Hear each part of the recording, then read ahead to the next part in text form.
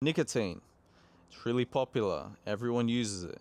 You've either heard about it, you're taking it, or you're trying to quit it because your life is hell. Now, I'm going to describe to you your situation most likely. So, you probably heard about nicotine, you see your friends taking it, you see high performers taking it, Alex Hormozy speaking about it, all these other influencers are speaking about it who are more than likely uh, like they're getting a commission, they're an affiliate for a product, or it's their own product. You've seen Andrew Huberman speak about it, saying that it's actually healthy for you. You've seen another video that says it can actually cure COVID-19, right? And I'm not saying that any of those things are exactly like not true. Nicotine is quite healthy for you, and you most likely know that nicotine is the chemical that's in tobacco. And so when you take the chemical out of what's in tobacco, it's healthier than smoking a cigarette because you've got all those other poisonous ingredients and tobacco not going into your system. You're also not smoking it, so yeah, it feels a lot safer. And you also know that, maybe just through experience or just hearing about it, you're like, oh well, it's a nootropic. You can focus better. It upregulates your dopamine, and you also understand that it can be addictive. You got to be a little bit careful, right? But what happens is you start taking nicotine gum or snus or whatever, and you feel good and it tastes great and it's a good experience. You got a lot of work done, right? So let's say you buy your first nicotine product, you buy a Nicorette gum, 2 milligram, 4 milligram, you buy snus, 4 milligram, whatever.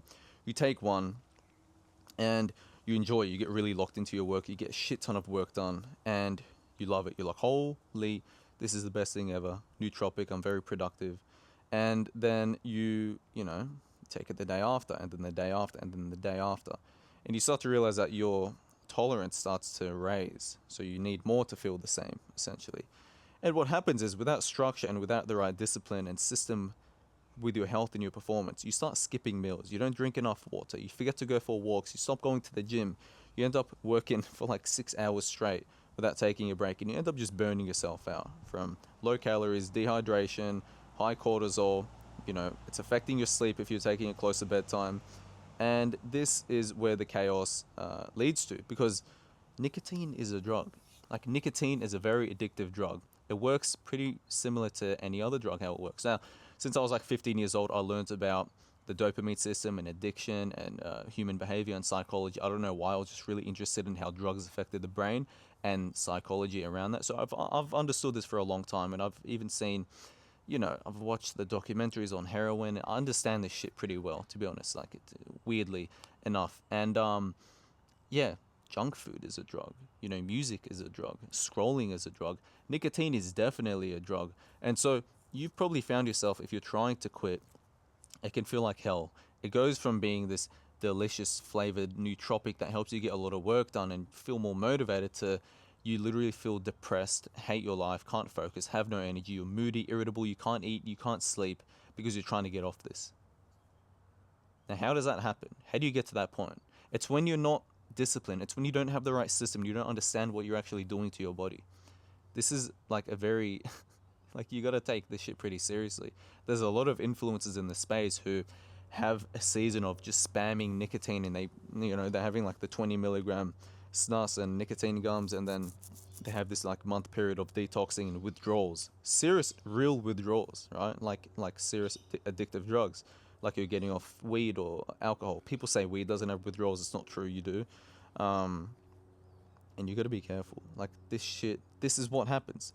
What goes up will often go down 99% of the time. So if you're someone who wants to take nicotine gum, I'm not saying don't ever take it, but you have to understand what you're doing. You have to still sleep and wake up at similar times. You have to still not skip your meal times. You have to still be hydrated, not take it too close to bedtime. Spend time walking, moving, breathing, getting sunshine, spending time with family, right? It's so easy for entrepreneurs to just go all in, oh, fucking nicotine gum, I'm going to buy the highest dose and just take it all day, every day. And, you feel very productive and you're performing very well and this is the best ever, I'm so productive, but how long does it last? Who gives a shit how productive you are if it only lasts 3 days or a week? What's not sustainable is not worth even adjusting to. You're changing your whole system, your whole schedule. Oh, I'm so productive, I'm just going to do nicotine and just sit in my condo and work all day. Okay, how long does that last for? And then in the end, you're going to end up realizing that you just have to pick something that's sustainable. And what's sustainable is actually having a system to keep your health dialed in. Now, I'm not saying you don't have to have nicotine gum, as I just mentioned before. I have nicotine gum maybe 4 or 5 days of the week. Right? I have coffee like 1 cup a day. If I'm at home, I have like weaker ones. I have like 2, 3 cups. It's like a filtered coffee. But I'm not relying on it. Right? And I know if I'm having nicotine and caffeine and I'm having like a lot of it, and my sleep is not as optimal as it could be, or my diet isn't as optimal as it could be. Maybe I'm really under eating my calories, or maybe I've got deep-rooted health problems. I've got low testosterone. I'm low in vitamin B12. I'm low in iron. I'm low in vitamin D. My gut health is cooked, right? You don't really know. So testing is an option, but I don't want to go too far from the topic, right? Use nicotine as a tool, just like a hammer. You can build a house, you can build things, right? But you can also whack yourself in the head. And a lot of entrepreneurs in the space, sales reps, whatever, business owners in general, or just high-performing people who are under a lot of stress and want to work and perform, they're just picking up this hammer and smacking themselves in the head. They've got no discipline. Things you can do is like, okay, make sure your health is dialed in so you're not using it as a crutch for long term. You can use it as a crutch temporarily while you fix those other things, sure, right? And then you need to understand that, yes, of course, your tolerance is going to build up and up and up. It's up to you to just keep upping the dose or to have a break and come back to it to reset your tolerance, right? Because if you just keep upping your dose, now your dopamine baseline is so high that in order for you to even feel any kind of motivation or satisfaction in life, you have to take that dose. So imagine outside of work, you don't feel motivated to be around your partner, around your family, you don't feel like playing your sports anymore unless you're nicotined up. And that's a scary feeling. If you need to have nicotine to wake up in the morning or to go to the gym or hang out with your friends, that's serious addiction. And a lot of you guys, if you're watching this video, are already at that point where you're seriously addicted, and it's really hard for you to get off.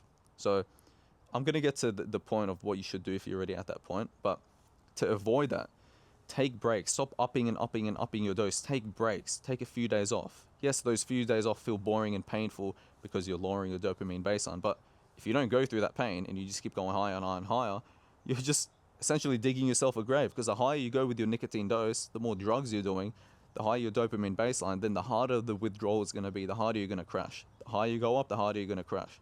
So don't keep digging yourself a grave. What goes up will go down, right? And you could still get the best of both worlds. Like, you upping your dose is just taking more to feel the same effect. So why not just feel the effect and then wean off a little bit, make sure your health is dialed in so you don't even need to rely on it, and then get back on it. We'll use it as a booster sometimes. Like, why not? Anyway, so for the people who are already on it and you understand that you're withdrawing and it's tricky and it's really hard, I feel you. I've withdrawn from nicotine, not at big doses. I've withdrawn from weed, from just general dopamine, YouTube video games, like whatever. I understand it's boring and it's painful. You feel depressed, you feel anxious, you feel irritable. It fucking sucks. It's no joke, and life really sucks. What you need to do is kind of like when you do a food detox, right?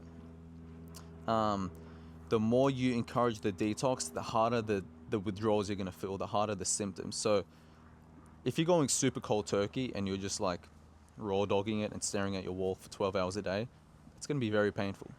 So it's up to you. You can either fix your dopamine baseline very quickly but go through a lot of pain, or you can sort of widen the time frame and make it less painful. So it's kind of up to you. You push the button to detox, you're going to get the pain, or you let go. For example, if you schedule your day like, you're working, maybe you have half your nicotine dose, and then you keep working, you work, and then you take some time off. Maybe you feel okay, it's a bit painful, and then you go for a walk and just kind of stare at your wall, be very unstimulated, go through more pain. And then if it becomes super painful and it's like, fuck, this is terrible, like I'm going to kill myself, if you start feeling like really bad, take some nicotine or eat some sugary cake or whatever.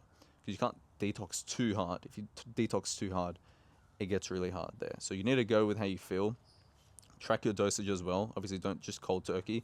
If you're on 20, just go from 20 to, 16 for a week, and then 12 for a week.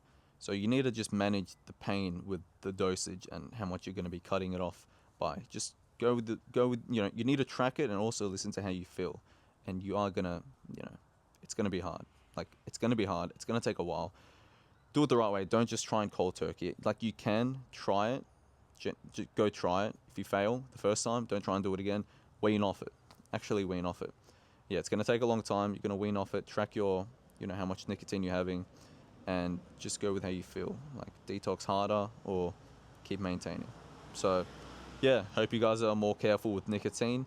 If you want my help restoring and optimizing your health, which includes optimizing your dopamine system, you can click the link in the description.